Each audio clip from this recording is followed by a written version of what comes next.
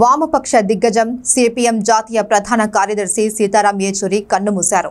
కొంతకాలంగా శ్వాసకోశ సంబంధిత సమస్యలతో బాధపడుతున్న ఆయన ఢిల్లీలోని ఎయిమ్స్లో చికిత్స పొందుతూ గురువారం మధ్యాహ్నం తుది శ్వాస విడిచారు. శ్వాసకోశ ఇన్ఫెక్షన్ల కారణంగా సీతారాం యేచూరి ఆగస్టు 19న ఎయిమ్స్లో చేరారు. గత కొన్ని రోజుల నుంచి ఆయన ఆరోగ్య పరిస్థితి క్షీణిస్తూ వస్తుంది. ఎయిమ్స్ వైద్యులు ఆయనకు వెంటిలేటర్ అమర్చి చికిత్స అందిస్తున్నారు. సీతారాం యేచూరి 1952 ఆగస్టు 12న చెన్నైలో జన్మించారు. ఆయన తల్లిదండ్రులు కల్పకం, సర్వేశ్వర సోమయాజులు ఏపీలోని కాకినాడకు చెందినవారు. చెన్నైలో పుట్టిన సీతారాం యేచూరి హైదరాబాద్లో విద్యాభ్యాసం చేశారు. ఢిల్లీలోని సెయింట్ స్టీఫెన్స్ కాలేజీలో BA ఎకనామిక్స్ చదివారు.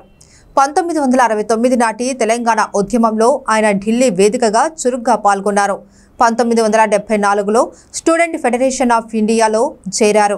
ఆ మరుసటి ఏడాది CPI పార్టీలో చేరారు. 1975 ఎమర్జెన్సీ సమయంలో ఆయన JNU విద్యార్థిగా ఉన్నారు. ఆ సమయంలో ఆయన్ను కూడా అరెస్టు చేశారు. సీతారాం యేచూరి వ్యక్తిగత జీవితం విషయానికి వస్తే మొదటి భార్య పేరు ఇంద్రాణి మజుందార్. ఆమె ప్రముఖ విద్యావేత్త, వామపక్ష కార్యకర్త, స్త్రీవాద ఉద్యమకారిణి వీణా మజుందార్ కుమార్తె. ఇక ప్రముఖ మహిళా జర్నలిస్ట్ సీమా చిస్తిని సీతారాం యేచూరి రెండో వివాహం చేసుకున్నారు. ఆయనకు ముగ్గురు సంతానం కాగా ఒక కుమార్తె ఎడింబరో వర్సిటీలో ప్రొఫెసర్, ఓ కుమారుడు పాత్రికేయుడు కాగా మరో కుమారుడి వివరాలు తెలియాల్సి ఉంది. ఇక ఉమ్మడి ఏపీకి CS గా వ్యవహరించిన మోహన్ కందా సీతారాం యేచూరికి మేనమామ అవుతారు.